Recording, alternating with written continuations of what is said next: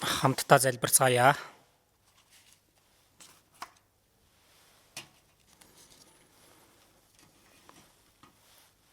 Биднийг хайрладаг ариун энэрэнгүү Тэнгэрт байгаа бидний Бурхан Аав минь. Бурхан танаас холдон гим нүгэл дунд амьдарч байсан бид бүгдийг Бурханы уур хилэн болон шийтгэлийг хүртэх зохистой байсан ч бид Бурхан таныг мэдээгүй байх үед Бурхан та биднийг өрөвдөж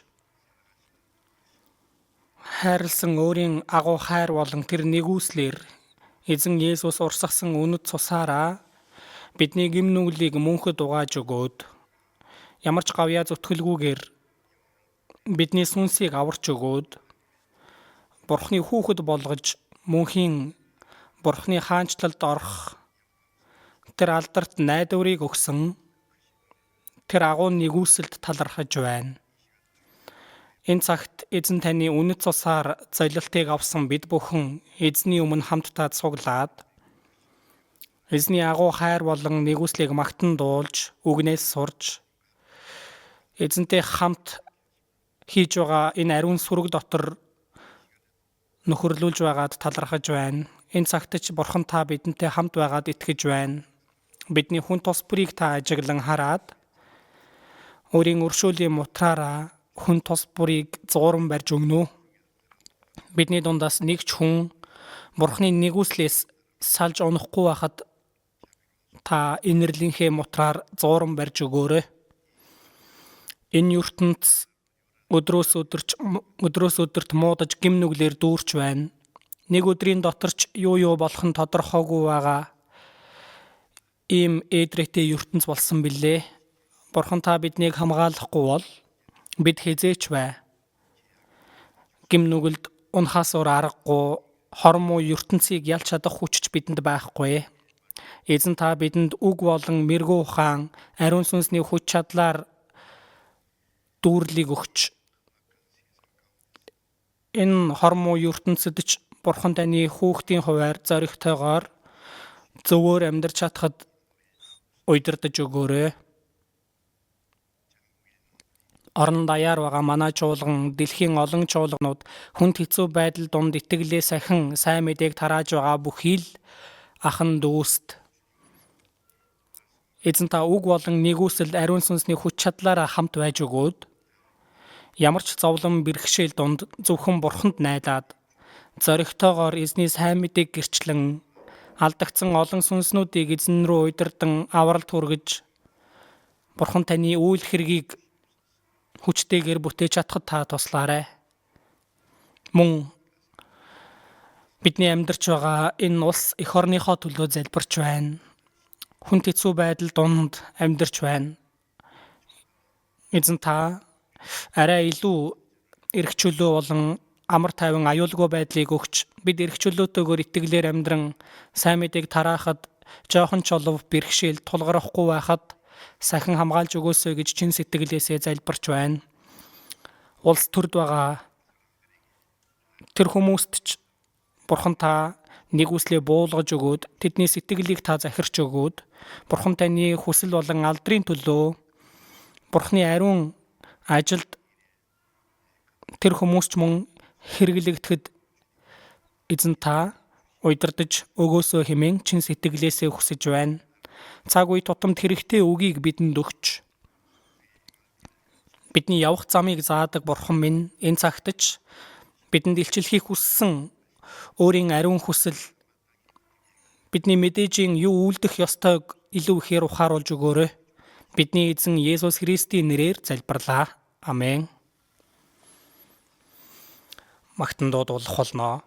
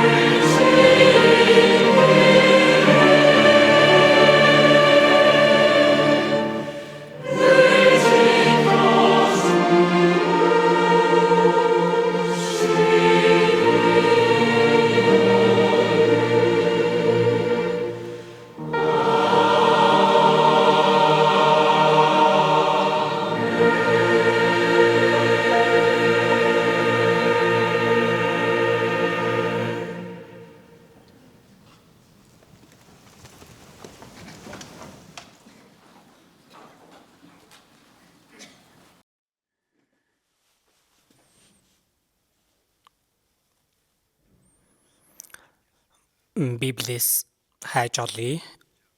Матай 6.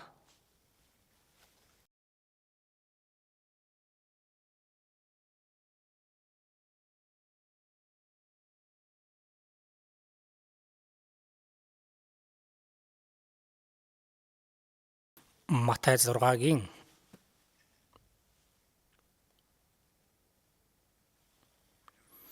9-өөс 13 хүртэл удаахнаар хамт уншийе. Тиймд ийхүү залбир: Тэнгэр дэх бидний Аава, таны алдар ариунаар дуурсдагай. Таны хаанчлал эртүгэй. Таны таалал тэнгэрт шигэ газарт бас биелдэгэй. Бидний өдөр тутмын хүнсийг өнөөдөр бидэнд хайрлаач. Бид өртөнгүүдээ уучлсан адил өөрсдийн минь нүрийг уучлаач. Биднийг уруу татлагад бүү автуулаач. Ёрийн муугаас гитэлгээч. Хаанчлал, хүч чадал, алдар суу мөнхөд таних. Амен.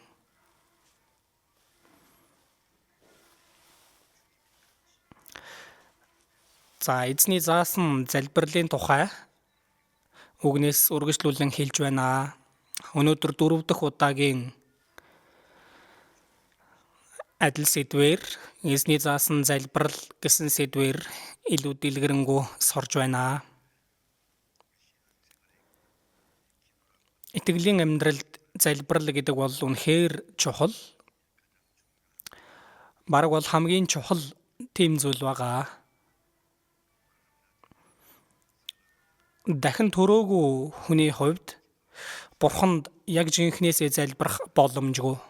Гэм нүглээсээ болоод Бурханаас холдоод алдагдсан байгаа. Хорон муу үйлсээсээ болоод Бурханы дайсан болсон байгаа болохоор хорон муу хүний залбирлыг Бурхан сонсдоггүй гэж хэлсэн.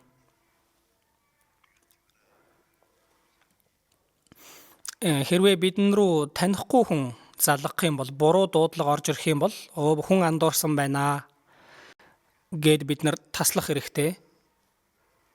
Түүнтэй адилхан аврагдаагүй хүн буюу Бурхантай зөв харилцаа холбоотой болоогүй байгаа хүний залбирлыг Бурхан сонсох аргагүй ахнэ.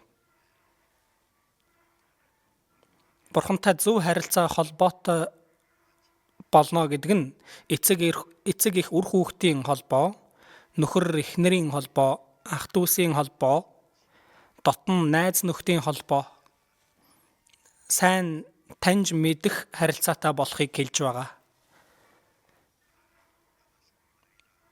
Нэгдүгээрт бид аврагдаад зогсохгүй, Бурханы өмнө зөв итгэлийн амьдралаар амьдрах үед Бурхан тэр хүний залбирлыг сонсож биелүүлдэг. Тийм болохоор Дуулал 17-гийн 1-2-оос харах юм бол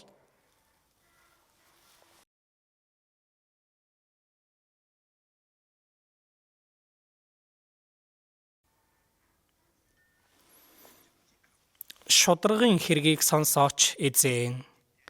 Миний хашгирахыг анхаараач. Худал хуурмаггүй уруулын минь залбиралд сонроо тавиач. Шудраг залбирал байна. Худал хуурмаг явдал холилдсон байх юм бол Бурхан сонсдоггүй байна. Нэг хүн үнэхээр чөлөөтөө төгдрөхгүй, үнэхээр гоё сайхан үгээр залбирч байна. Тийм залбирал Бурхан огтхонч анхаардаггүй. Жохон хүүхэд аав, ээж гэл бүгдийг мэддэг. Хэлд ороогүй байсан ч тэр хүүхэд юу хүсээд байгааг эцэг их нь мэддэг. Бид Бурхантай зөв харилцаатай байх юм бол үнэндээ бидний гуйгаагүй байсан ч юу хүсээд байгааг Бурхан мэддэг. Мэддэг боловч Бурхан биднийг залбираасаа гэж хүсдэг. Тийм болохоор Библиэс нэг ишлэл олъё. Дуулал 145. 145 18 дугаар ишлэл байна. Дуулал 145-ийн 18-ыг Хамт уншия. Эзэн өөрийг нь дуудагч бүхэнд, өөрийг нь үннээр дуудагч бүхэнд ойр билээ. Бурхан өөрийг нь дуудагч бүхэнд, дуудагч гэдэг нь чин сэтгэлээсээ залбирч байгаа. Чин сэтгэлээсээ гуйж байгаа тийм залбирлыг хэлж байна. Дуудагч бүхэнд, өөрийг нь үннээр дуудагч бүхэнд ойр билээ. Тэгэхээр хэлбэр болсон залбирал түүнийг бурхан сонсдоггүй. Тийм болохоор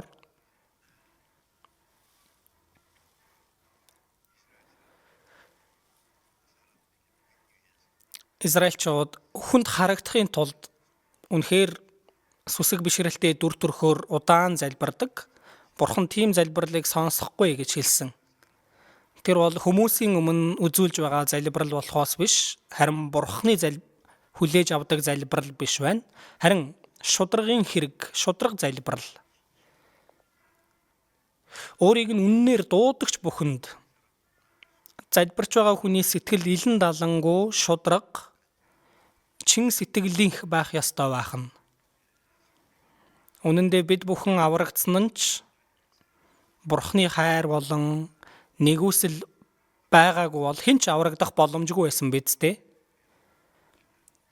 Нэгүслийг Бурхан өгсөн байх нэ. Тийм болохоор Ефес 2:8 дээр нэгүслийн учир итгэлээрээ аврагдсан нь та нараас бус харин Бурханы бэлэг бөгөөд гэж хэлсэн. Бэлэг гэж байгаа үг, нэгүсэл гэж байгаа үг адилхан байх нэ. Үнэхээр үнтэй эрхэм бэлэг байлаа.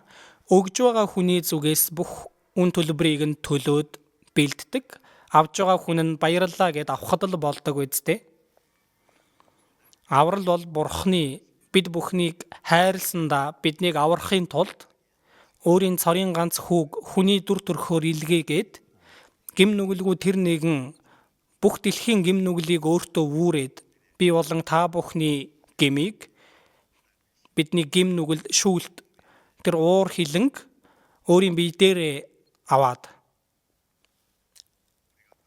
бидний авах ёстой байсан хараал болон шийтгэлийг авч үхэж тэр үнэт цусаа урсхан бидний гим нүглийг мөнхөд зольж өгсөн шүү дээ.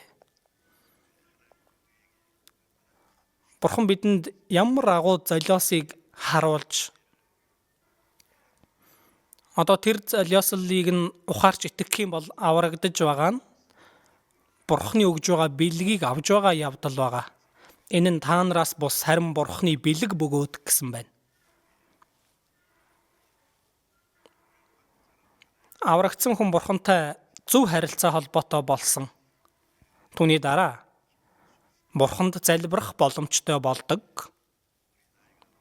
Жохон хүүхэд тоглоомон утсаар том хүн шиг ярьж үзүүлээд л байна уу, сайн байна уу?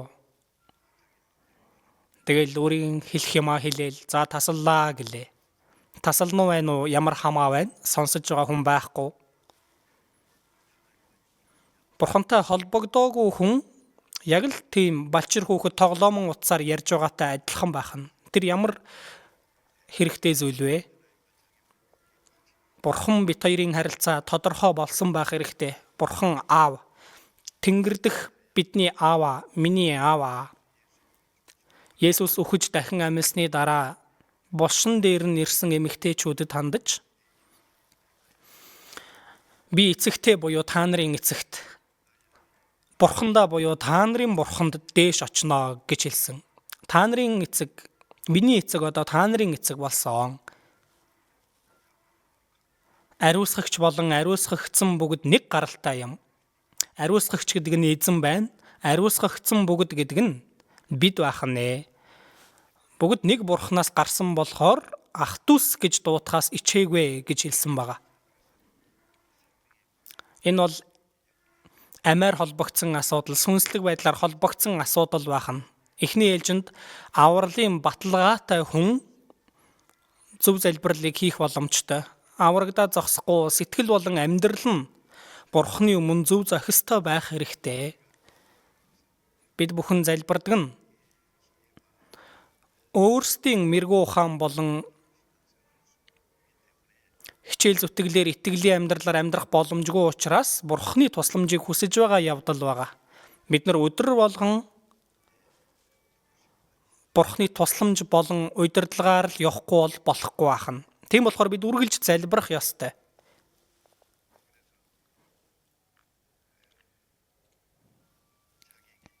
Тийм болохоор өөрийг нь үннээр дуудагч бүхэнд ойр гэсэн. Чин сэтгэлээсээ дуудаж байгаа бүхэнд, үннээр дуудаж байгаа бүхэнд бидний залбирал шудраг байх ёстой, үнэн байх ёстой. Худлаа үгтэй залбирал ямар ч хэрэггүй байна. Залбирахдаа Бурхан үнэхээр л хайр юм шиг бүхий л юмаа хэлээл амин гэдэл түүний дараа өөрийн дур зоргоор амьдраад л тэгхийн бол тэр залбирал нь хуурамч байгаа юм. Бурхан бол хуурдахгүй. Залбирал амин гэдгээр дуусаж байгаа биш. Залбирсны дараа залбирсан залбирлынхаа дагуу амьдрах гэж хичээх ёстой. Тэр нь шудраг үнэн залбирал болох боломжтой. Тэгэхээр үннээр дуудагч бүхэнд ойр билээ гэж хэлсэн. Ойр гэдэг нь залбирлыг нь Бурхан сонсож тусална гэсэн үг үстэй. Тийм болохоор залбирал гэж байгаа нь эхний ээлжинд Бурхантай хийж байгаа нөхөрлөл байгаа. Бурхан ааваа гэвэл яасан бэ миний хүү гэж хариулна үстэй. Тэгхийн бол бид нар хэлхийг хүссэн бүхнээ бүгдийг хэлнэ. Хэцүү асуудлаа бүгдийг хэлээд л хэрэгцээтэй бүхнээ Бурханаас гуйгаад л тэгхийн бол Бурхан залбирлыг мань биелүүлдэг байх нэ.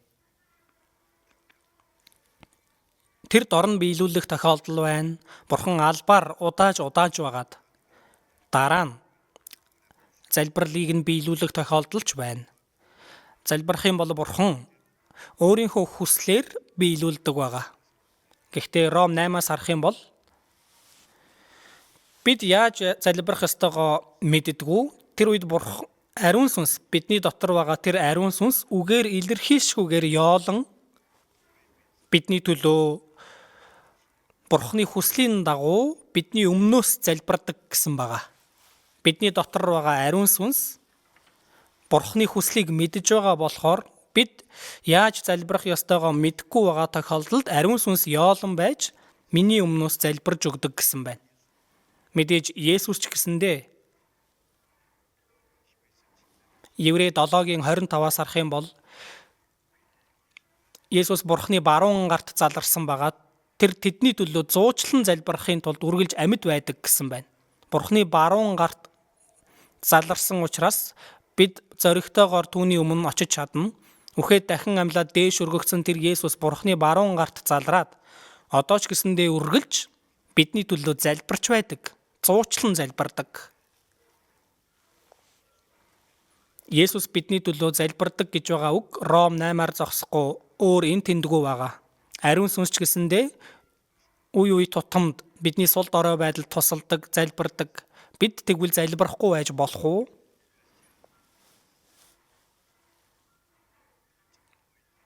Тиймээс би номлогч нартаач гэсэндээ хэлдэг. Бид нар хэн хүнээс илүү Библийг мэддэг хүмүүсээ. Библийн хэдийн хэд гэх юм бол тэр дор нь олдог. Зарим чуулганд ахлагчт нь тэр ном шинэ гэрээ, хуучин гэрээнд айланд нь байдгийг ч мэддэггүй. Би нэг хүнийг албаар шалгаж үзэх гээд ахан дүүс цугалтсан байх үед Хизкия 3:18 дээр ямар ишлэл байдаг вэ гэд асуусан чинь хайж олох гээд их завгүй байгаа юм. Хизкия 3:18 гэж хаана байгаа вэ? Байхгүй шүү дээ Библиэд. Байгаа юу, байхгүй юу гэдгийг ч мэдэхгүй байгаа юм. Гэтэл манай чуулган хэддүгээр бүлгийн хэддүгээр ишлэл гэх юм бол хуудсын тоогийг хэлээгүй байсан ч шууд олдог. Магадгүй анх удаа ирж байгаа хүмүүс бол гайхдаг байх. Тэр хэмжээнд Библийг их уншиж байна. Библиэд ойр байгаа учраас тийм байх боломжтой байгаа. За би уламжлалын эмээ санд очих юм бол алдартай ардын эмчнэр ард нь ингээд ханзаар бичсэн жижиг үсэг байгаа. Тэгэл жижиг шургуулга тэрэн дотор там байгаа. Тэгэл тэр эмчнэр ингээд жор бичиж өгдөг. Тэгэл тэр жорын дагуу тэр шургуулгуудаа нээгээд л эмийг нь гаргаж өгдөг. Одоо ямар там байх уу? Эми ургамлын там байх уу? Би түүнийг харах юм бол за бидэнд шинэ гэрээч байна, хуучин гэрээч байна тийм ээ. Хүн болгонд хэрэгтэй үгийг бид нар тэр ардын эмч эмийг шууд олоод гаргаж ирж байгаатай адилхан тэр эмч эм хаана байгааг мэдээд байгаа. Тийм болохоор шууд гаргаж өгдөг. Бид нар аврагдаагүй хүмүүст хэрэгтэй үгийг ерөөсөө саадгүй жигд өгөх юм бол мөн хамын тан тэр хүмүүс итгэх юм бол авралт хүрж байгаа учраас аврагдсны дараач бид нар тухайн хүнд хэрэгтэй үгийг нь тэгэж өгдөг байх. Хувийн зөвлөгөө өгж байгаа хүн маань ч гэсэндээ тэр хүний байр байдал ямар байгааг хурдан мэдэж тэр хүнд ямар үг хэрэгтэйг шууд хэлж өгөх нь их чухал байгаа. Ямар тач Библийг ихээр мэдээ зогсохгүй бас сайн залбирдаг байх ёстой. Манайч болгон Библийг сайн мэддэг. Гэхдээ залбирал арай дутмаг байгаа болов уу гэж бодсон.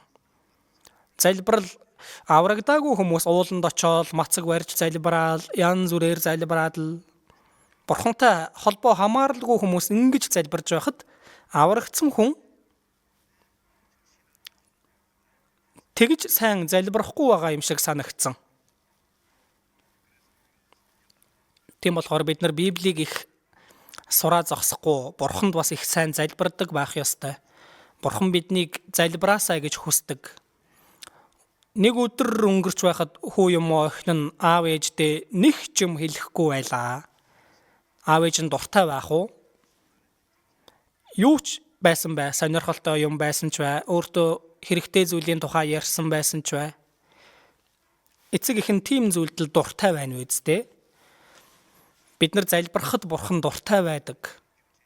Тэр бол Бурхантай нөхөрлөж байгаа явдал.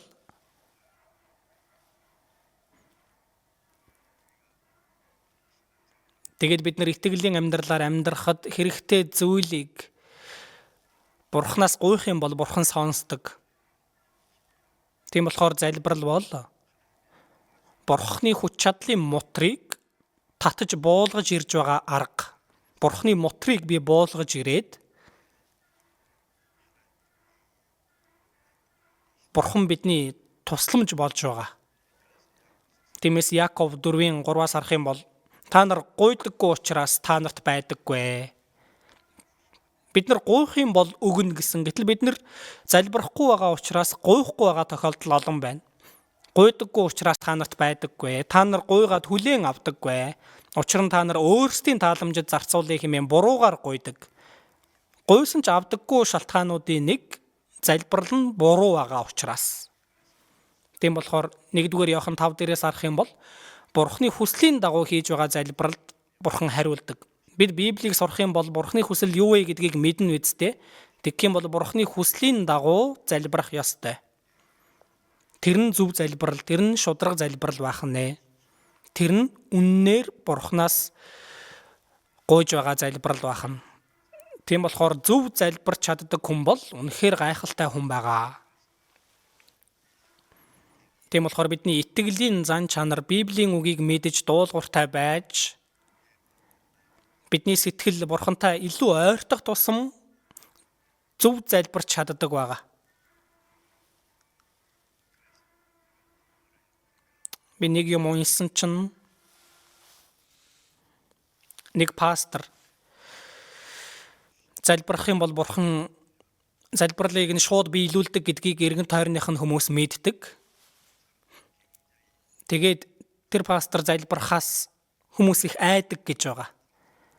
Тэр хүнийг үзэн яддаг хүн ч гэсэндээ тэр хүнд буруу юм хийчих юм бол энэ хүн залбираад надад муухай юм тохиолдох үе дээ. Тэр хүний залбирал биелдгийг хүмүүс мэдэж байгаа болохоор. Хуучин гэрээний иш үзүүлэгчид залбирах юм бол Бурхан сонсон тохиолдлууд гардаг үсттэй. Елия бидэнтэй адил хүн байсан боловч залбирсан чинь 3.5 жилийн турш бороо ороогүй. Дахиад залбирсан чинь 3.5 жил ган гачиг болсон тэр газарт бороо орсон. Тиймээс Яков 5 дээрээс харах юм бол Елиягийн залбирлын тухай дурдангаа зөвхтийн залбирал үр нөлөөтөө бөгөөд ихийг гүйцэлдүүлж чаднаа. Зөвхт гэж байгаа нь Бурхны хүслийн дагуу амьдарч байгаа хүн бахан. Түүний залбирлыг Бурхан сонсдог учраас ихийг гүйцэлдүүлж чаднаа гэж байна. Тиймээс зөв залбирахын тулд хичээх ёстой. Бас эхлээд залбирахын тулд хичээх хэрэгтэй. Байн залбираад байх юм бол миний хийж байгаа залбирал зөв залбирал уу, буруу залбирал уу, үгээр дамжуулан ялгаж салгаж ойлгох болохоор эхлээд бид нар залбирах гэж хичээдэг байх хэрэгтэй. Залбирах юм бол Бурхантай илүү ойртож байдаг, дотн болж байдаг. Бурхан миний залбирлыг сонсдог юм байна гэдгийг мэдчих юм бол баяр хөөр талархал бялхам дүүрэн байна. Тэгээд бас залбирлын дэвтэр гаргавал зүгээр. Миний чин сэтгэлээсээ гуйж байгаа зүйлс юу вэ? Бүгдийг бичээд тэгээд хэн нэгний төлөө залбирж байгаа бол тэр залбирлын сэдвийг хүртэл бичээд тэгээд залбирал нь биелсэн байх юм бол биелсэн гэдгийг нь хүртэл тэмдэглээд л залбирлын амьдрал бол үнэхээр чухал зүйл байгаа. Гэхдээ энэ Есүсийн заасан залбирал бол та нар ингэж залбираа. Яагаад вэ гэвэл Есүсийн амьдарч байсан тухайн цаг үед Израильд фарисеучуд болон тэр хуулийн багш нар удирдагчид нь 2 нүүр гаргаж залбирч ирсэн. Тэр залбирлыг нь Бурхан сонсоогүй. Мэдээж Бурхантай зөв харилцаатай болоогүй байсан болохоор тийм байгаа.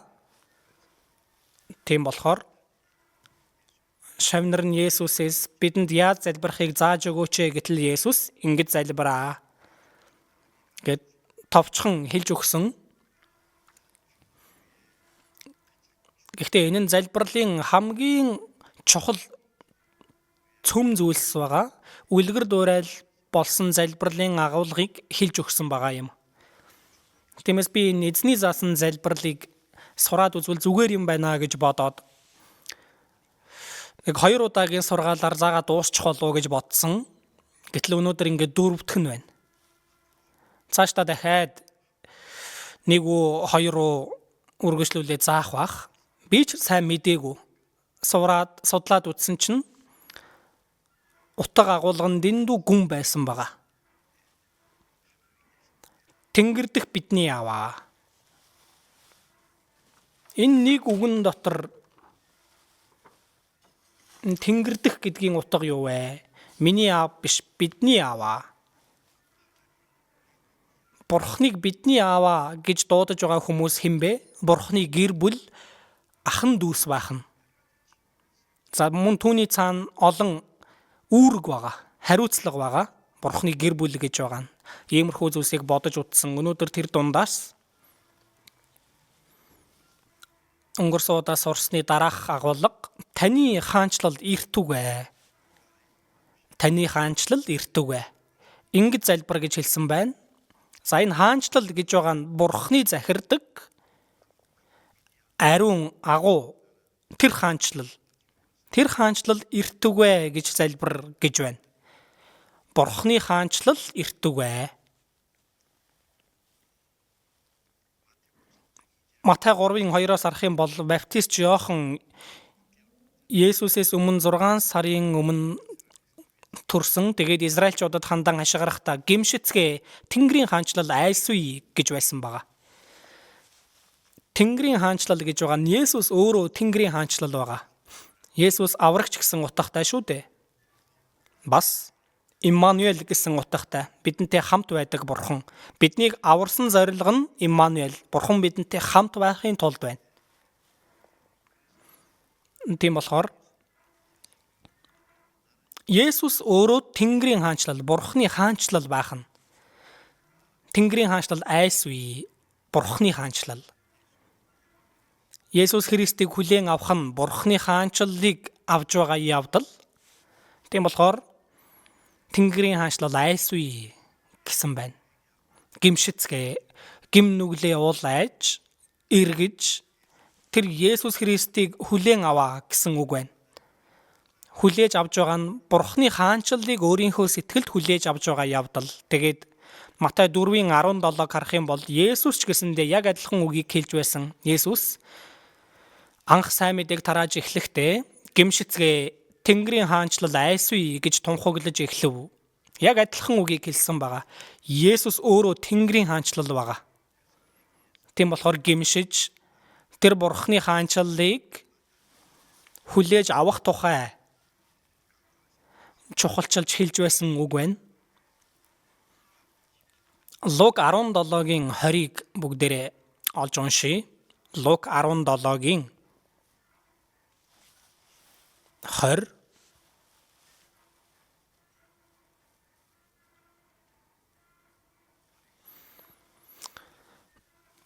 Фарисеучуд Бурхны хаанчлал хизээ ирэх вэ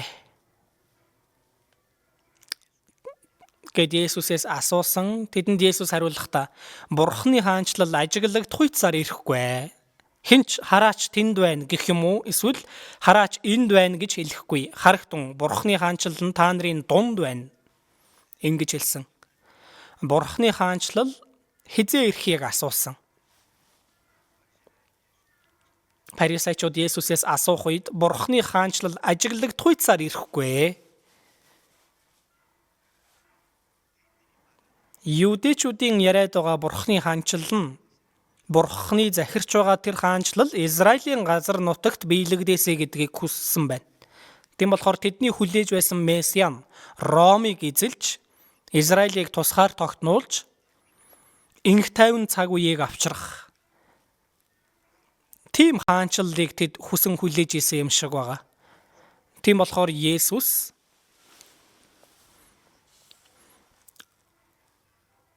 та нарын бодож байгаа Тэнгэрийн хаанчлал нүдэнд харагдах үеэр ирэхгүй гэж хэлсэн. Израилийн газар нутаг дээр Юудэчүүдийн бодож байгаагаар биелэгдэхгүй юм аа.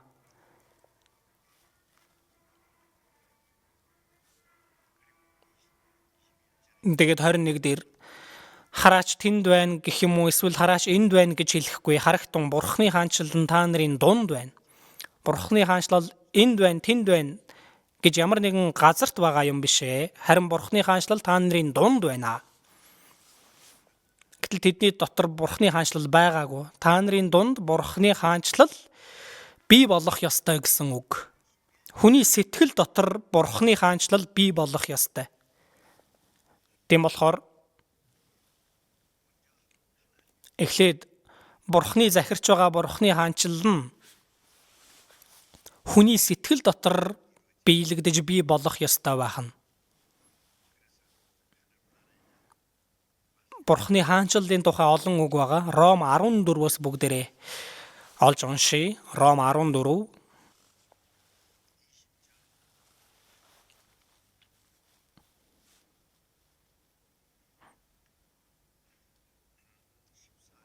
Арван 17 дугаар ишлэл байна. 17-г Ром 14:17 хамт уншийе. Бурхны хаанчлал бол идэх болон уух явдал бос, харин ариун сүнсд орох зөвхт байдал амар тайван хийгээд баяр баясгалан юм. Бурхны хаанчлал бол идэх болон уух явдал бос. Хүмүүс идэж ууж баяр хөөртэй байхыг түүнийг диваажин Бурхны хаанчлал гэж боддог. Номлогчийн үгс 2-оос харах юм бол Соломон хэлсэн идэж ууж зүтгэлийнхээ сайныг олж харахаас илүү зүйл хүмүүнд үгүй. Энэ нь Бурхны мутраас ирэх ажээ. Идэж уух энэ тал дээр түүнээс илүү баяр баясгалантай байсан нь хинбэ? Соломоноос илүү тэгж баяр баясгалантай байсан хүн байхгүй. Соломон инх тайван цаг үед хаанчилж байсан. Соломоны амьдарж исэн гэр орон хүртэл баян тансаг. Соломоны хэрэгжилж исэн аяг тавг нь хүртэл алтан идэл. Янз янзын сайн сайхан хамгийн дээдийн зүйлийг хэрэглэж байсан маш олон ихнэр татвар эмэстэй, хүчирхэг цэрэг эрстэй, идэж ууж махан биеийн баясах тал дээр Соломоноос илүү хүн байсан уу? Надаас илүү агуу байвал гараад ирээ гэж хэлэх боломжтой. ертөнц дээр өөр тийм хүн байхгүй. Гэтэл Соломон түүнээс илүү дээр юм байна. Зүрхний баяр хөөр гэдгийг хэлсэн байгаа. Бурхны мотраас ирдэг зүйлээ тэр нь Бурханаас ирдэг. Дуулал 4:7 дээр түүнийг Давид хэлэхдээ зүрхэнд минь таны өгсөн баяр баясгал нь тэдний үр тариа шин дарс бялхах үеийнхээс ч илүү. Үр тариа идэх зүйл, шин дарс баяр баясгалан өгдөг зүйл. Идэж ууж баяр баясгалантай байхаас илүү эзний өгдөг тэр зүрхний баяр баясгал нь илүү дээр юм аа гэдгийг хэлсэн байна. Давид хүртэл тийм үгийг хэлсэн. Тийм болохоор Бурхны хаанчлал бол идэх болон уух явдал бус. Идэж уух, баярлаж хөөрөх тийм баяр хөөр бус. Харин ариун сүнс дорох зөвхт байдал амар тайван хийгээд баяр баясгалан юм. Зөвхт байдал амар тайван. Аврагдах үед ариун сүнс Бурхны нэгүслийг ухааруулаад зогсохгүй гим нүгэлтэн зөвтгөгдөж байгаа тэр үед. Гим нүгэлтийн хүнд ямар амар тайван байх вэ? Буруутад амар тайван үгүй гэж хэлсэн. Гэтэл бид нар зөвтгөгдөж амар тайван, Бурхны амар тайван өгөгдөж тэр баяр баясгалан бий болсон.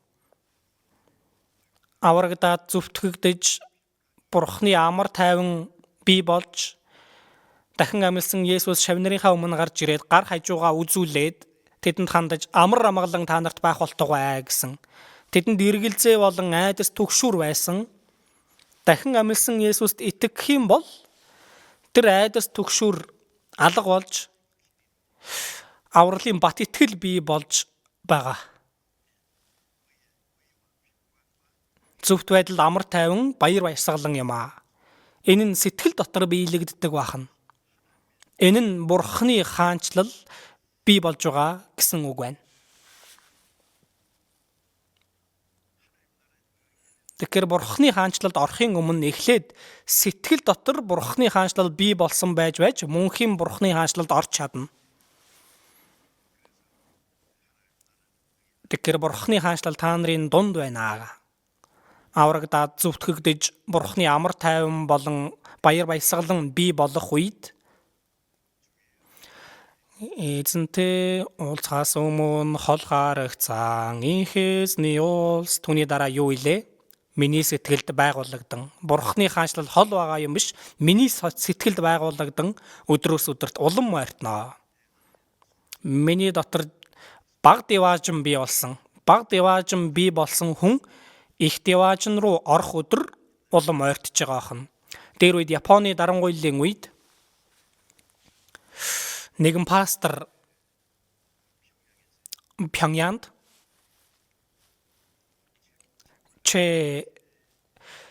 Чэбонсо гэдэг пастор байгаа.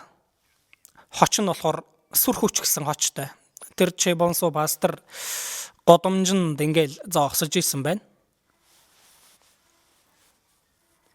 Тэгтэл Японы нэг цагта морь унчихсан шогшоодол явж байсан.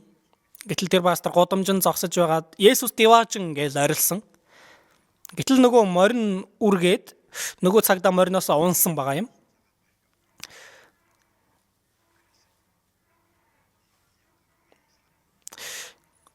Яагаад хүнийг зочоогоод байна вэ гэсэн. Тэгтэл тэр пастор машин сигналдаад байхад юм хэлдэггүй мөртлөө яагаад надад ингэж юм хэлж байгаа юм бэ? Сигналдахгүй бол хүн машин дайруулна эздээ бэртэн. Би Есүс деваажин гэхгүй бол хүмүүс там руу явна. Би бол там деваажин хоёрын хооронд тэр замын зохицуулагч хийж байгаамаа. Энэ ноёнтон деваажин гэж хаана вэ? Байлгүй яа дээ. Биний сэтгэл дотор деваажингийн салбар байгаа юм чинь төвн байгаа. Миний зохиосон яриа биш. Сонирхолтой тийм яриа ам дамжиж яригдаж ирсэн. Тийм шүү дээ. Сэтгэлд деваажин байх юм бол мөнхийн деваажин ойрхон байгаа. Тийм болохоор эхлээд сэтгэл дотор деваажин бий болох хэрэгтэй. Бурхны нэгүслийг ухаарч итгэснээр сүнс аврагдах юм бол Бурхны хаанчлал тэр хүний сэтгэл дотор бий болж байгаа явдал, бидний сэтгэл дотор биелэгдэж байгаа явдал бахан. Тийм болохоор Иохан 3:3-аас харах юм бол Есүс Никодемд хандан хэлсэн хэн дээрээс эс төрн тэр Бурхны хаанчлалыг үзэж үлч чаднаа. Никодем бол Израилийн багш хүн. Тэгээд үнэхээр өндөр байр суурьнд байсан удирдагч хүн байсан байна. Тухайн цаг үедээ Санхедрийн зөвлөл гэж байсан. Тэнд чухал байр суурьнд байсан хүн. Гэтэл Есүсийг харахад тэр хүн аврагдаагүй байсан. Тэгэхээр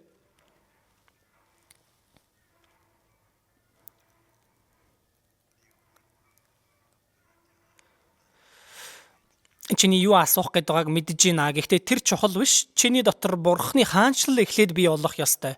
Хүн дахин төрөхгүй бол Бурхны хаанчлалыг үзэж чадахгүй.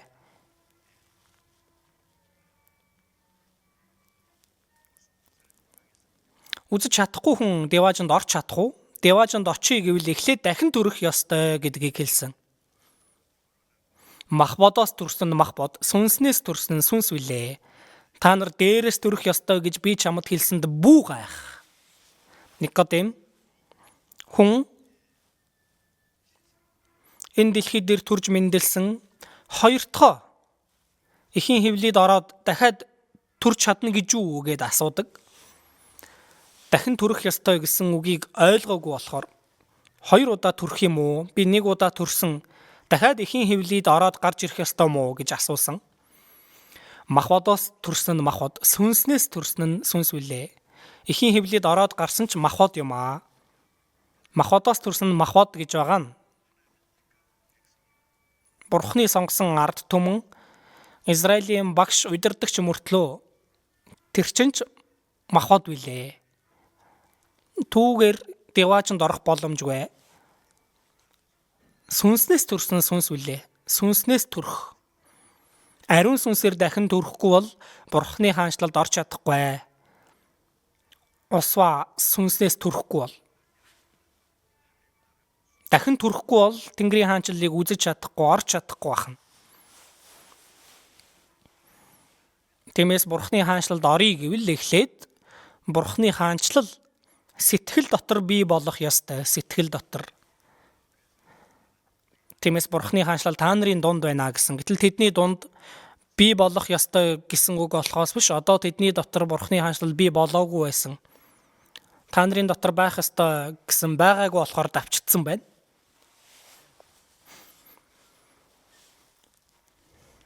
Тиймээс Матай 6-гийн 33 дээр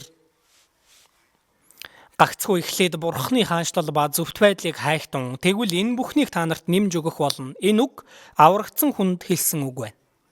Аврагдсан хүн Бурхны хаанчлал хэдийн сэтгэлд нь ирчихсэн хүн. Таны хаанчлал иртүгэй. Аврагдсан хүн өөрийнх нь дотор хаанчлал ирчихсэн болохоор Есүс гагцхүү эхлээд Бурхны хаанчлалыг хай гэсэн. Тэр хаанчлалын сайн мэдээг тунхаглаж Бурхны хаанчлалд орох хүмүүсийг бэлд гэсэн үг байна. Аврагдах юм бол тэр хүний дотор Бурхны хаанчлал бий болно. Хүн болгоны дотор Бурхны хаанчлал бий болох юм бол Бурхны хаанчлалын тэр газар нутаг тэлж байгаа явдал байна. Тийм болохоор гагцхүү эхлээд Бурхны хаанчлал ба зөвхт байдлыг хайхтун. Аврагдсан хүний хамгийн ихэнд хийх ёстой зүйл юу вэ? Өөрийнх нь дотор Бурхны хаанчлал ирчихсэн, өөрөө аврагдах юм бол өөр хүнийг аврагдуулах нь хамгийн ихэнд хийх ёстой хамгийн чухал ажил биш гэж юу? Үхэж байгаа хүнд хамгийн чухал зүйл юу вэ? Амьдрах явдал үсттэй. Там руу явж байгаа хүмүүст сайн мэдээг тарааж авралт хүргэх нь хамгийн ихэнд хийх зүйл. Өөрийн гэр бүлийнхэнд хамаатан садан, найз нөхөд, хөршүүддээ хиндэж бай. Тийм болохоор Бурхны хаанчлалыг хай гэж байгаа нь хүний сүнсийг авралт хүргэх гэсэн үг. Бурхны хаанчлал аврагдах юм бол Бурхны хаанчлал хүмүүсийн дотор бий болох учраас таны хаанчлал эртүгэй гэсэн. Бурхны хаанчлалд эрхийн төлөө залбирах ёстой.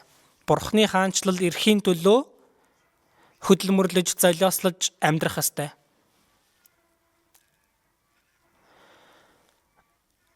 Бурхны хаанчлал ба зөвхт байдлыг хай гэсэн. Бурхны хаанчлалд ирэх юм бол 2 дугаар Петр 3 дээр зөвхт байдал оршдог шин тэнгэр шин газрыг бид хүлээн байна гэсэн. Бурхны хаанчлалд зөвхт байдал биелэх нь байна.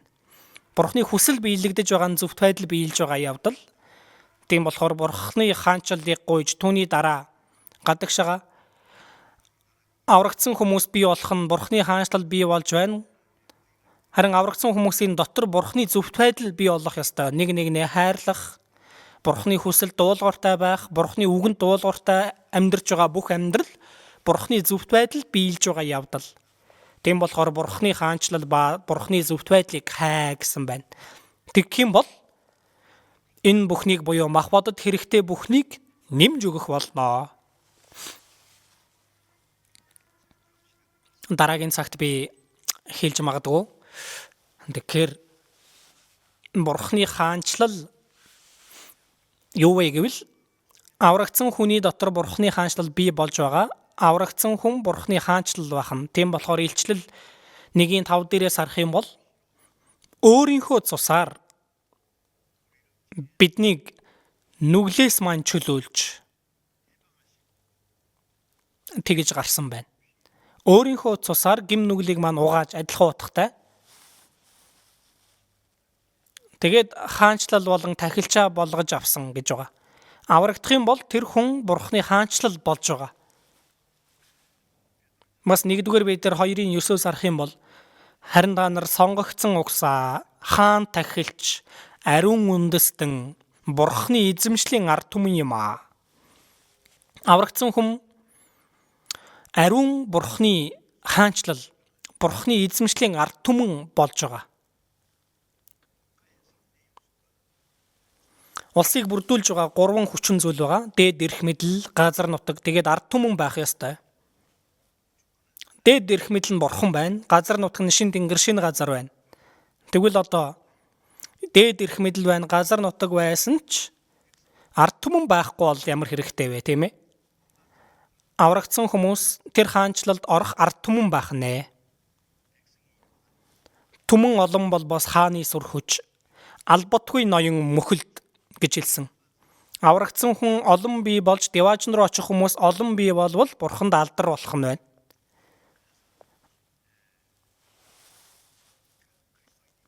Тийм болохоор Христэд итгэгч хүн сайн мэдээг тарааж авралын үйл хэрэг явагдах үед Бурхны хаанчлал баг багаар бий болж байгаа явдал байна. Аврагдсан хүн Бурхны хаанчлал болохоор Бурхны хаанчлал ихсэж байгаа явдал байна.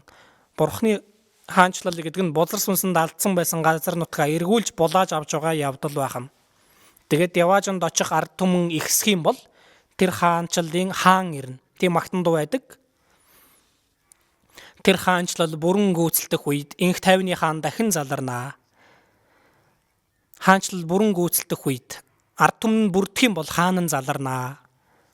Тиймээс Есүсийн хэлсэн таны хаанчлал эртүгэй гэж хэлсэн нь тэр хаанчлал биелэгдэхийн төлөө бид нар залбирах ёстой байна.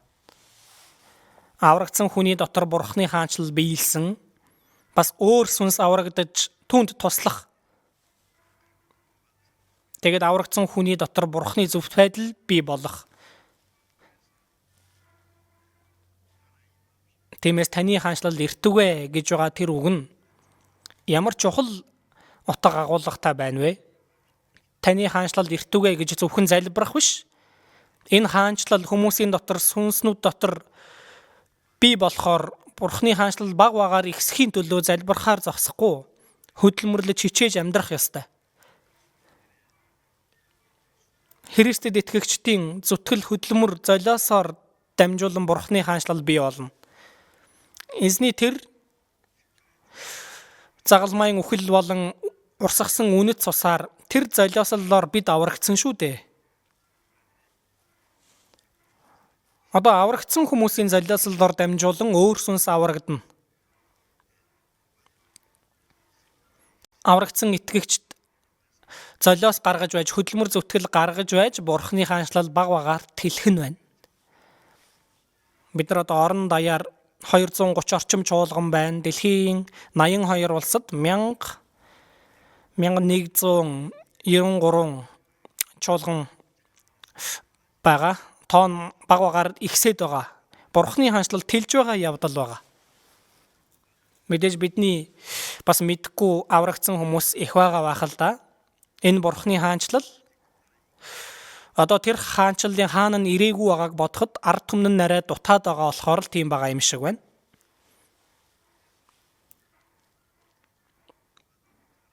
Тийм болохоор аврагдсан хүн Бурхны хаанчлал байх нь таны хаанчлал иртүгэй гэж байгаа үг нь аврагдсан хүн байн бий болохыг хэлж байгаа үг. Авралын ажил явагдахыг хэлж байгаа үг. Тиймээс бид залбирч тэр ажлын төлөө зөвхөн залбираа зогсохгүй тэр ажлын төлөө хичээх ёстой гэсэн үг байна.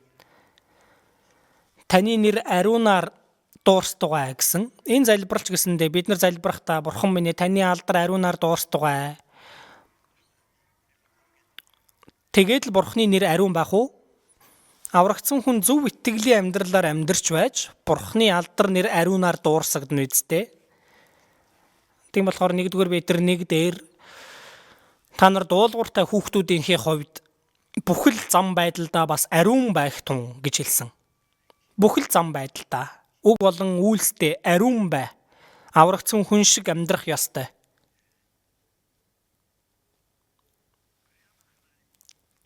Тэгэж байж Бурхан аавын алдар нэр ариунаар дуурсагдана үсттэй. Үр хүүхэд нь буруу юм хийх юм бол аавынх нь нэр муу хэлэгдэнэ үсттэй. Энэ одоо хэний хүүхэд вүлээ дээ?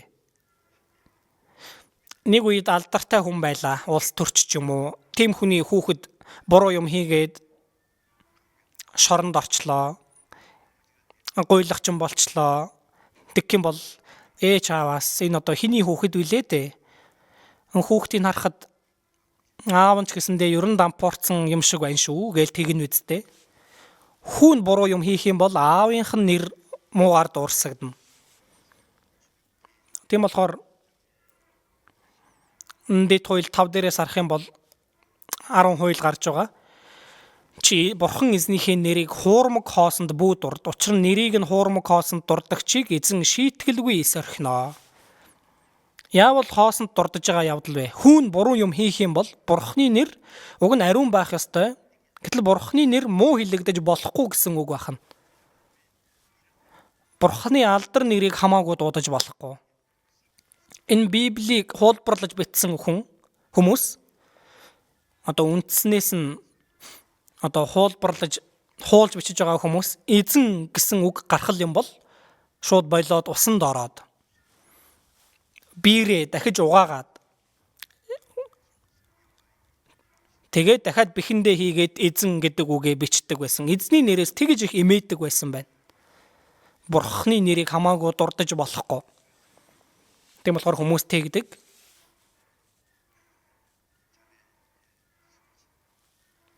Өөд болсон одоо эцгийнх нь нэрийг асуухаар талигч гэл хэлдэг. Нэрийг нь шууд хэлж зөрхөлдөггүй.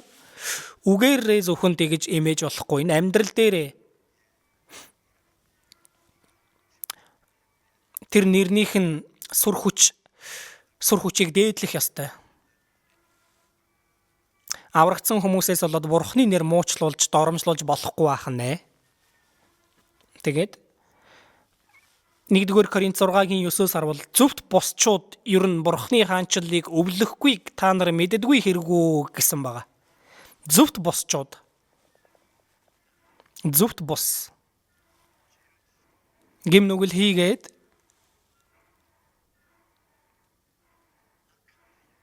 хормог үйлдэж байгаа хүн, зөвхт бусыг үйлдэж байгаа хүн Бурханы хаанчлалыг өвлөхгүй, Бурханы хаанчлалд орж чадахгүй гэсэн үг.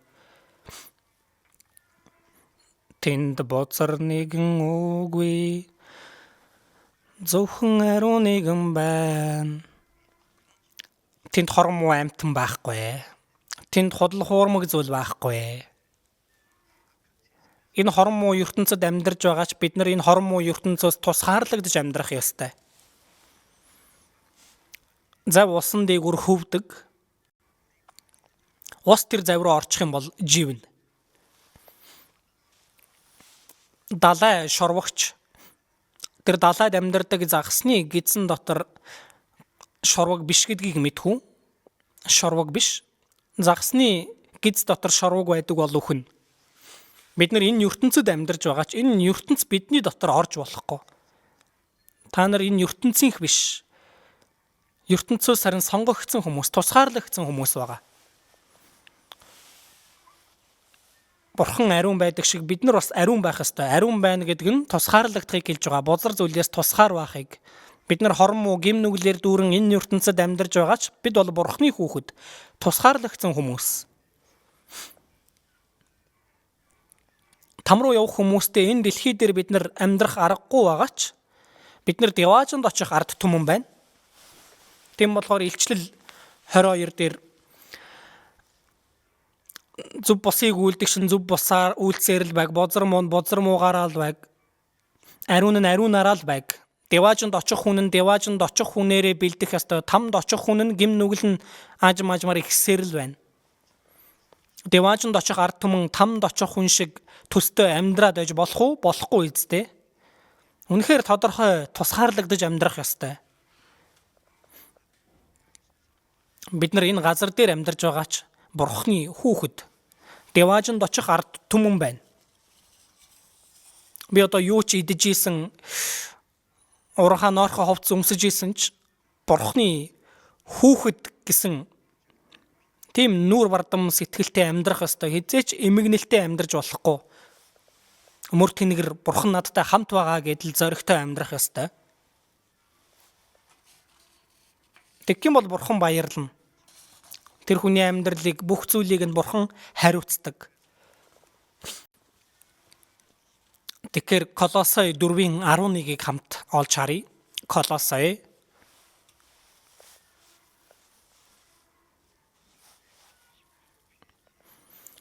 4:11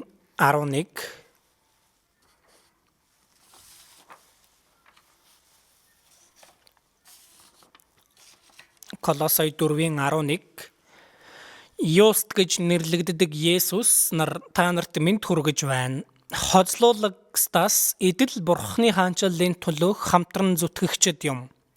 Тэд намайг тайтгаруулсан. За өмнөх 10 дугаар ишлэлийг харах юм бол надтай хамт хоригдож буй Аристарх та нарт мэд хүргэж байна. Барнабын үеэл Марк бас Йост гэж нэрлэгддэг Есүс гэсэн нэртэй байна. Та нарт мэд хүргэж байна. Хүмүүсийн нэрийг хэлээд энэ хүмүүс Бурханы хаанчлалын төлөө хамтран зүтгэгчд юм аа. Энэ үгнээс би Бурханы хаанчлалын төлөө хамтран зүтгэгчд ямар гайхалтай үг вэ? Христэд итгэж бид нар энэ газар дээр амьдрангаа Бурханы хаанчлалын төлөө ажиллаж байгаа хүмүүс. Мах одыг өмсөд амьдарч байгаач ариун сүнсний төлөө, Бурханы сүнслэг зүйлийн төлөө ажиллаж байгаа хүмүүс. Цаг хугацаанд дотор амьдарч байгаач мөнхийг чиглэн амьдарч байгаа хүмүүс.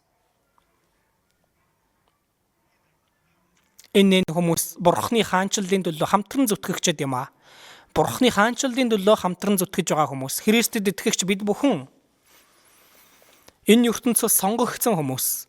ертөнцийн хүн биш, тусгаарлагдсан хүн, Деваажинд орохын төлөө бид Бурханы хаанчлал байгаа тийм ээ.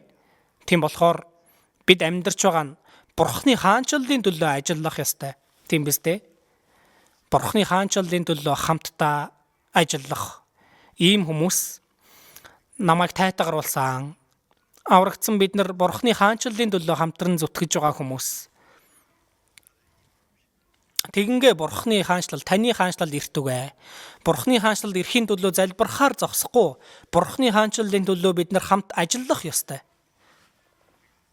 Бидний хийж байгаа ажил Одоо ямар нэгэн компанид ажилладаг байна уу, бизнес эрхэлдэг байна уу, хувийн юм хийдэг байна уу, хар ажил хийдэг байна уу, юу ч хийж исэн бай. Тэр нь бол зөвхөн хэрэгсэл байна. Зорилго нь Бурхны хаанчлалын төлөө ажиллаж байгаа. Бурхны хаанчлалын ажилчид байна. Гайхалтай байгаа үстэй. Энэ газар дээр амьдарж байгаа мөртлөө Бурхны хаанчлалын төлөө эд материаллык ертөнцид амьдарж байгаа ч мөнхийн сүнслэг ертөнцийн төлөө амьдарж байгаа хүмүүс.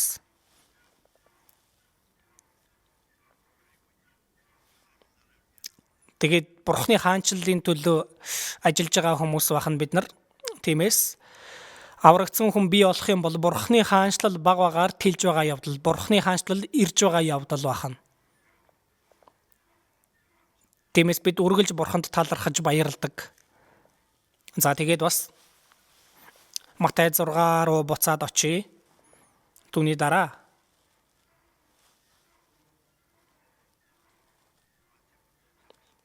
Матай 6-гийн 10 дээр таны хаанчлал ирдэг вэ? Таны таалал тэнгэрт шигэ газарт бас биелдэг вэ? Түүний дараа таны таалал тэнгэрт шигэ газарт бас биелдэг вэ? Таалал гэж байгаа нь юу вэ? Мэдээж Бурхны таалал хүсэл бахна. Бурхны хүсэл тэнгэрт биелсэн шигэ. Энэ нь юу гэсэн үг вэ? Тэнгэр дэх Бурхан тэнгэрт өөрөө төлөвлөөд өөрийнхөө хүслийг тогтоочсон Бурхны зорилго байна. Тэр нь газар дээр биелэх нь байна. Энэ дэлхий дээр биелэх нь байна. Байшин барихын өмнө эхлээд зураг төсөл нь гарах ёстой үстэй. За барилгын компани тэр зураг төслийн дагуу барилга барьдаг шиг Бурхны хүсэл, Бурхны төлөвлөгөө тэнгэрт биелчихсэн. Тэнгэрт бол шийдэгчихсэн. Одоо тэр нь газарт энэ ертөнц дээр биелэх ёстой. Хинээр дамжуулан, аврагдсан хүмүүсээр дамжуулан Бурхны аль хэдийн төлөвлөчихсөн байгаа тэр хүсэл таал нь биелээд явж байгаа хэрэг бахнэ. Тиймээс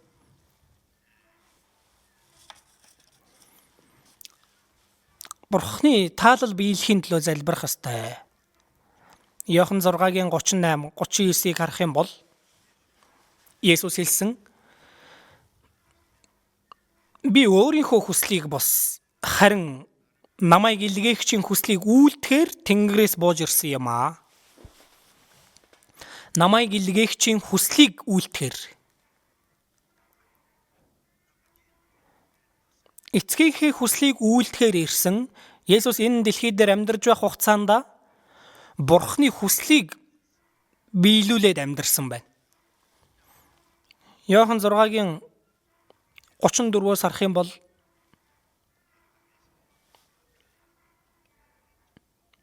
Есүс Юда нутгаас Галил руу явж байх хугацаанд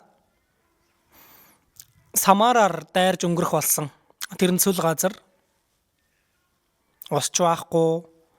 За тэгээд халуун өдөржин ядарч цутсан байдалтай, өлсөж цангасан байдалтай.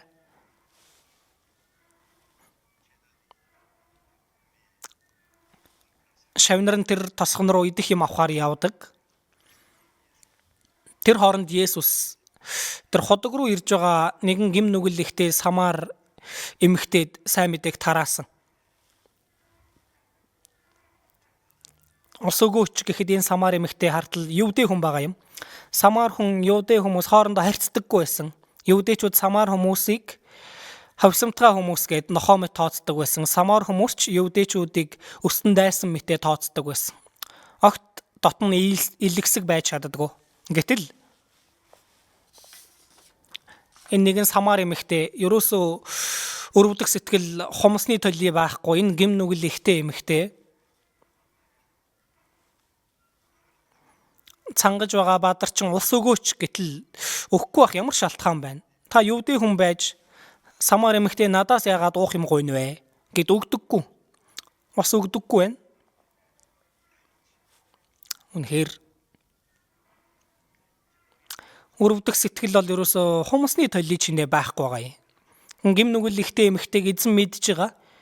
Эзэн энэ эмэгтэйг ус өгөөч гэсэн ч өгөхгүй гэдгийг нь мэдчихсэн. Ус олж уухын тулд асуусан юм биш, харин мөнх амийн усыг өгөхийн тулд тэр өрөвдөлтөө эмэгтэйд, гим нүгэл ихтэй эмэгтэйд тиймээс Есүс хэлдэг. Хэрв чи бурхны бэлгийг болон надад уух юм өгөөч гэж байгаа нь хэн болохыг мэдсэнсэн бол чи түүнээс гуйхад тэр чамд амийн усыг өгөх байсан. Чи надад ус өгөөгүй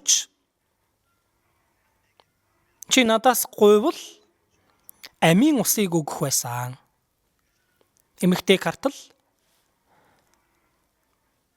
энэ тоглоом ихэр хүн биш л байна да. Энэ ходог бол гүн. Гэтэл танд энэ уснаас утгах юу ч алга. Гэтэл яаж надад амийн усыг өгнө гэж вэ?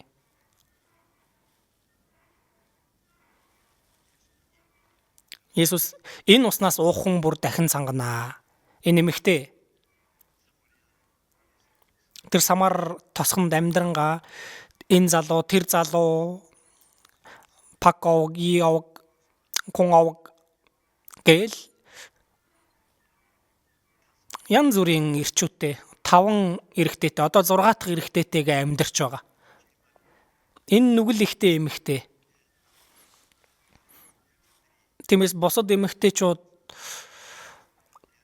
ус авах цаг нь өглөө орой ч юм уу тийм цагаар гэтэл энэ эмэгтэй өдрийн цагаар хит халуунд ус авахаар ирж байгаа. Бүхий л тэр хотын хүмүүс энэ эмэгтэй рүү хуруу чичилдэг байсан болохоор тийм байна. Хүн байхгүй үеэр худаг дээр очиж байгаа. Чи 5 нөхөртэй. Одоо байгаа чинь чиний нөхөр биш шүү дээ гэж хэлдэг. Энэ эмэгтэй одоохондоо өөрийг нь аз жаргалтай болгох залуутай уулзаагүй байна.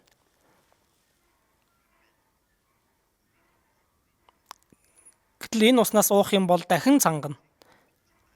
Чи насан туршдаа янз бүрийн юм хийсэн ч сэтгэл ханахгүй. Харин миний өгөх уснаас уух чинь мөнхөд цангахгүй.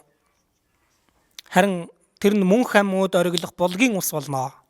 Аврал байна. Аврагдах юм бол түүний дотор мөнх амьд ориглох булгийн ус бий болно.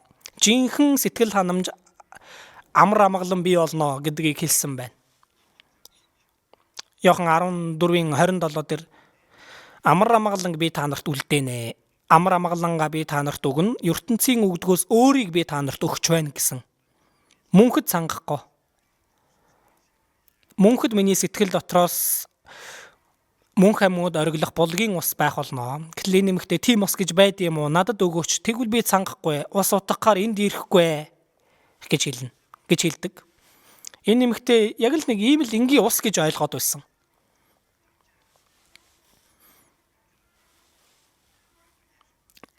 Ямар ч тач энэ нэмэгтэй Есүстэй ярилцаж байгаад энэ нэгэн бол Самарчууд ч гэсэндээ Есүсийг хүлээж ирсэн. Месиа гэдгийг таньсан байна энэ нэмэгтэй. Христ гэгч Месиа эрхийг би мэднэ гэж хэлдэг. Тэр эрэхтэй бүх зүйлийг бидэнд мэдүүлнэ. Есүс түн тэр чин чамтай ярьж буй би байгаа юм а гэж айлцсан. Энэ харилцан яриан дунд тэр эмэгтэйн сэтгэлийг Есүс нээгээд түүнд ухааруулсан. Энэ эмэгтэй тэгээд гинт ухаарсан юм шиг ус утгахаар ирснээр мартаад галзуурсан юм шиг Самар хот руу гүйж ороод үйлцэн бүхнийг минь одоо ерөөсөө ичиж байгаа юм биш. Харин үйлцэн бүхнийг минь надад хэлсэн хүнийг ирж үзэх тун. Тэр Христ биш үү гэж хэлсэн байна. Самарчуудад энэ юу болвоо гэд гайхаад тэгээд гарч ирээд харцхаад үгүйцтэй.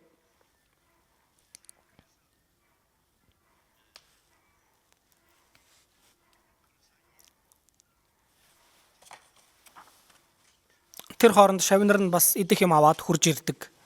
Раби ид гээл шавдуулсан. Гэтэл та нарын мэдгүй идэх хоол надад бий гэсэн. Гэтэл хин нэгэн түүнд юм авчирж өгсөн болов гэдэг. Гэтэл хин ч авчираагүй. Самар эмэгтэй хүртэл ус утгаж өгөхөө мартаад гүүгээд явчихсан шүү дээ. Тэр үед Есүсийн хэлсэн үг.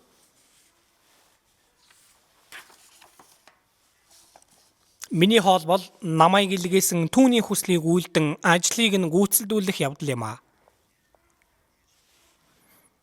Есүс цангаж ийснаа ч мартаад, өлсөж ийснөө ч мартаад Түүнээс илүү хүсч исэн зүйл нь байна.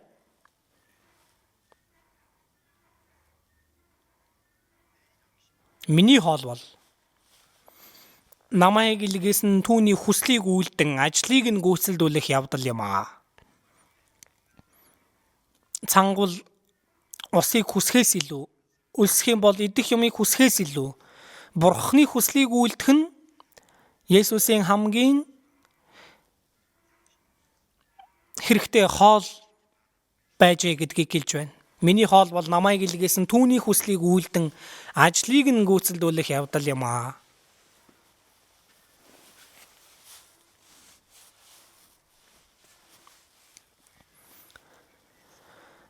Тэгээд Есүс загалмай дээр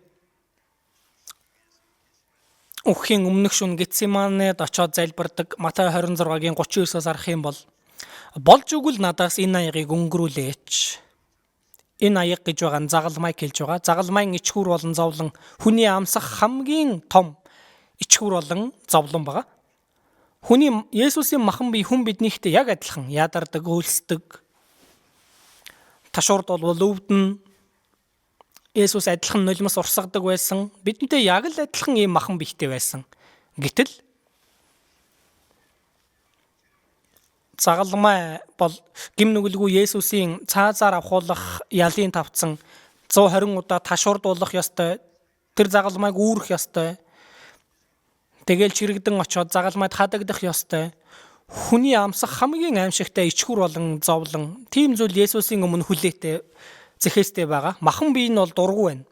Энэ аягийг надаас өнгөрүүлээч. Загалмайн зовлонг надаас өнгөрүүлээч. Болж өгвөл тэгж өгөөч. Гэвч миний хүслээр биш, харин таныхаар болог. Миний хүслээр биш, харин эцэг таны хүслээр болог.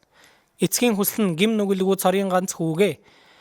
Бүх ертөнцийн гим нүглийн төлөө загалмай дээр өхүүлж цусаа урсгаж бидний гим нүглийг уучлж авралт өргөх нь Бурхны хүсэл байсан. Тэр Бурхны хүслээр болог. Яг адилхан залбирлыг 3 удаа хийсэн байгаа. Лук номноос харах юм бол Есүс залбирх үед тэр залбирлыг давтан хийхэд үнэхээр чин сэтгэлээсээ хичээж зүтгэсэн болохоор нүүрэн дээр нь орсож байсан тэр хөлсөн туслан цусан тусал мэтэл байсан. Үнэхээр хүн хичээл зүтгэл гаргах юм бол энэ хөлстөө цус хүртэл холилдож гардаг гэж байгаа бодит байдал дээр. Бид нар залбирх юм бол зүгээр нэг өнгөцгөн залбирх биш, чин сэтгэлээсээ залбирх залбирал хэрэгтэй. Тэгээ сүүлд нь хүрсэн дүгнэлт өвөө. Миний хүслээр биш, харин таныхаар болог. Загалмай дээр өгөх нь Бурхны хүсэл муу юм бол тэр нь Бурхны хүсэл гэдгийг мэдчихсэн. Би өөрөө өөрийнхөө амийг өгж байна гэж хэлсэн байна. Есүс гим нүгэлтний өмнөөс үхэхээр ирсэн байна. Тэгж байж гим нүгэлтэн хүмүүс аврагдах болохоор.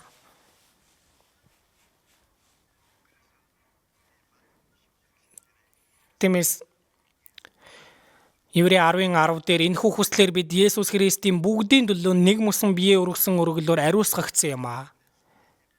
Бурхны хүслээр Есүс нэг удаа өргөгдсөн, тэгснээр бид ариусгагдсан. Энэ нь Бурхны хүсэл байсан байна. Есүс загалмай дээр Бурхны хүслийг биелүүлсэн. Аврагдсан бид нар ч бас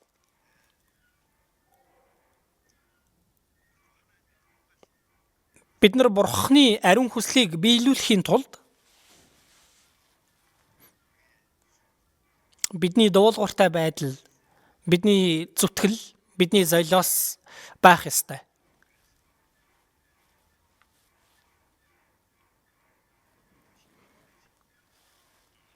Таны таалал тэнгэрт шиг Бурхны төлөвлөгөө, Бурхны хүсэл тэнгэрт шийдэгдсэн зүйл. Есүс загалмай дээр үхэж дахин амьлснаар Бурхны хүсэл биелэгдсэн. Энэ сайн мэдээ тараагдж сүнс аврагдах нь Бурхны хүсэл биелэгдсэн явдал байна.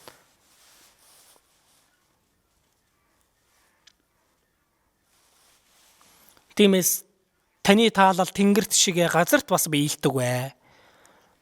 Матай 7:21-ээс харвал Есүс намайг эзэн минь гэсэн болгон Тэнгэрийн хаанчлалд орохгүй. Харин тэнгэрт байгаа эцгийн минь хүслийг үйлдэгч л орно. Эзэн минь гэж байгаа нь итгэж байгаа хүмүүс тийм ээ. Есүст итгэж байгаа хүмүүс эзэн минь гэж тэгдэг. Нэг кофе уухтаа хүртэл эзэн минь. Нэг юм идэхдээ хүртэл эзэн минь. Зарим хүн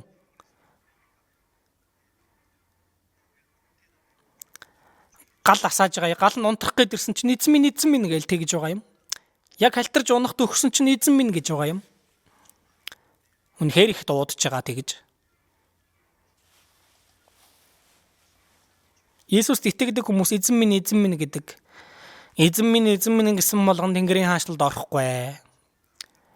Эзэн минь гэж байгаа хүн болгон Тэнгэрийн хаанчлалд орвол ямар сайхан бэ гэвч үгүй. Харин Тэнгэрт байгаа эцгийн минь хүслийг үйлдэгч нь л орно. Тэнгэрт байгаа эцгийн минь хүслийг үйлдэгч нь л орно. Би нэг удаа нэг чуулганы хүнтэй уулзсан, манай семинарт оролцсон. Тэгээд би асуусан. Эзэн минь гэсэн болгон Тэнгэрийн хаанчлалд орохгүй. Харин Тэнгэрт байгаа эцгийн минь хүслийг үйлдэгч нь л орно гэд хэлсэн. Та эцгийн хүслийг үйлдсэн үү гэсэн чинь үйлдэх хэрэгтэй штэ. Эцгийн хүслийн дагуу үйлдэх ёстой л гэдэг гисэн. Үйлдсэн үү гэсэн чинь үйлдэх ёстой л гэдэг байгаа.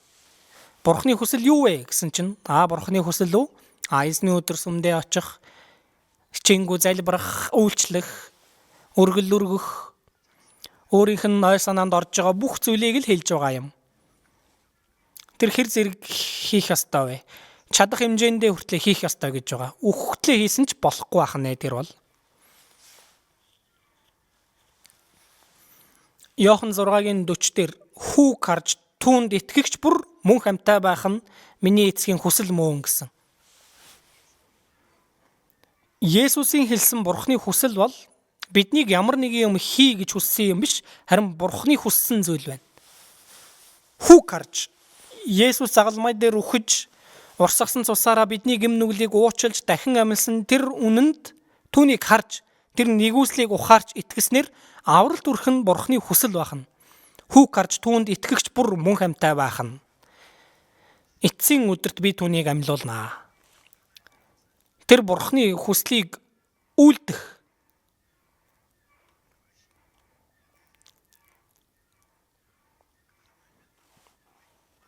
Тэр Бурхны хүсэл аврагдсан хүн аврагдсан Бурхны хүсэл бахан. Аврагдсан хүн Бурхны хүслийн дагуу мөн амьдрах ёстой одоо. Тийм болохоор Ром 12-ийн 2 дээрээс харвал энэ үеийн явдалд нийцэлгүй харин оюун санааныхаа шинтгэлээр өөрчлөгдөж байгтун. Тэгвэл Бурхны сайн тааламж төгс төгөлдөр таалал юу болохыг таних болно.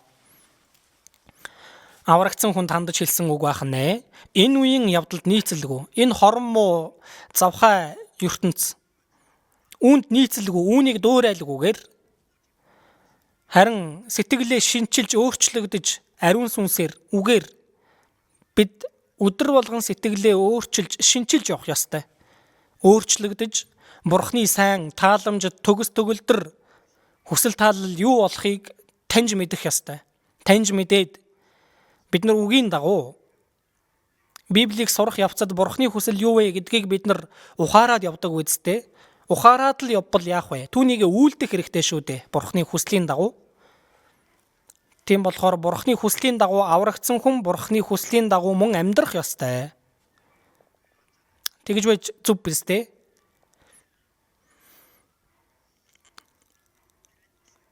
Филиппой 2:13-аас харвал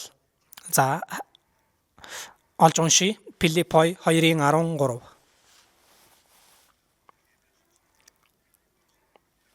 Ефес номны дараагийн ном Филиппой 2:13 хамт уншия. Учир нь өөрийн сайн тааллын төлөө та нарын хүсэх ажиллахын аль алинд нь та нарын дотор үйлдэгч нь Бурхан өөрөө юм. Та нарын дотор үйлдэгч нь Бурхан. Аврагдсан хүний дотор ариун сүнс байж, ариун сүнс Бурхан байх нэ. Эцэг хүү ариун сүнс энэ гурвал Бурхан. Тэр Бурхны сүнс, Христийн сүнс, ариун сүнс бүгд нэг зүйл адилхан. Та нарын дотор үйлдэгч нь Бурхан өөрөө юм аа. Тэр ариун сүнс өөрийн сайн тааллын төлөө та нарын хүсэх ажиллахын аль алинд нь энэ ариун сүнс Бурхны баярладаг хүслийг ухаарч Бурхны таалж байгаа, баярлж байгаа тэр хүсэл биелэгдээсэ гэдгийг хүсдэг. Аврагдсан хүнд ариун сүнсээр дамжуулан Бурхны хүслийг ухааруулдаг, Бурхны хүслийг үйлдэхийн төлөх тэр хүслийг мөн өгдөг байна. Үгсэн чамд жолоодорой. Аврагдсан хүний чин сэтгэлийн хүсэл эзний хүслийн дагуу явах. Ариун сүнсээр дамжуулан Бурхны сайн тааллыг ухаарч тэр сайн тааллын дагуу амьдрах хүслийг өгдөг. Түүнийг үйлдэх хүч чадлыг мөн өгдөг байна. Бурхны сайн тааллын төлөө та нарын хүсэх ажиллахын аль алинд нь гэж байгаа. Аврагдсан хүний дотор ариун сүнс ажиллаж Бурхны таалал хүслийг биелүүлдэг бахан. 1-р Петр 4 хайж олъё. 1-р Петр 4-ийн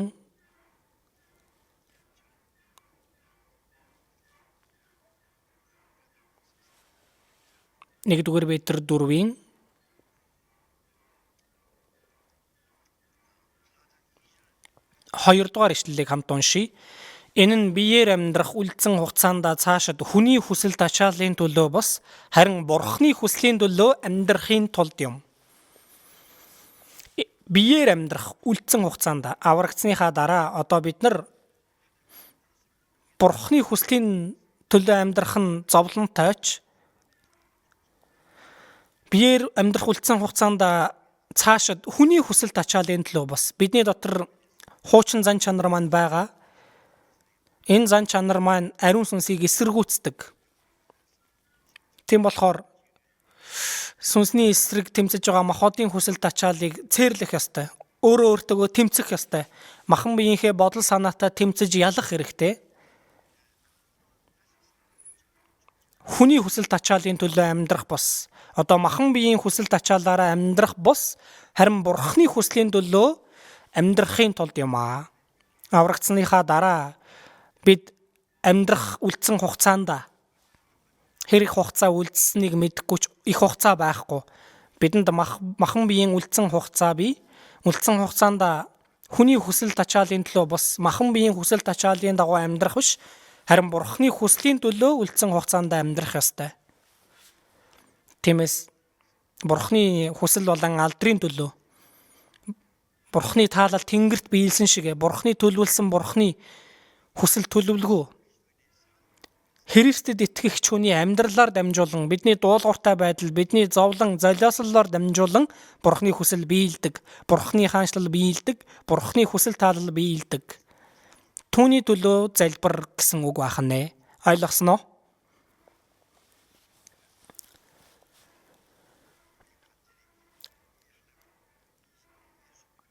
Тиймээс Есүсийн заасан залбирлыг бид нар зөвөр хийх юм бол зөв итгэлийн амьдралаар амьдрч чадна. Тэгвэл бид шудраг залбирч үннээр залбирч чадна. Тэгэх юм бол эзэнтэй хамт амьдрах болно.